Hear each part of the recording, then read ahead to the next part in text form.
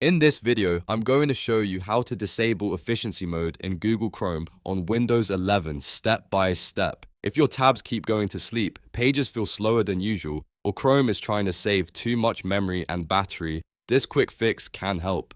By the end, you'll know exactly where to go in Chrome settings and how to turn off the features that affect performance. If this tutorial helps, make sure to hit the like button and subscribe for more simple Windows and browser tips. Alright, let's jump right in. First, open Google Chrome on your Windows 11 computer. You can launch it from the taskbar, the start menu, or wherever you usually keep your apps.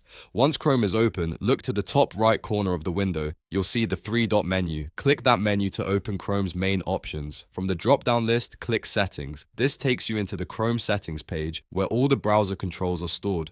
On the left side, you'll see a menu with different categories. Find and click Performance. This is the section that controls memory saving and power saving features in Chrome. Now, look for Memory Saver. If this is turned on, Chrome may put inactive tabs to sleep to reduce memory usage. That can be useful if you want to save resources, but it can also make browsing feel less responsive. To disable that behavior, switch Memory Saver off.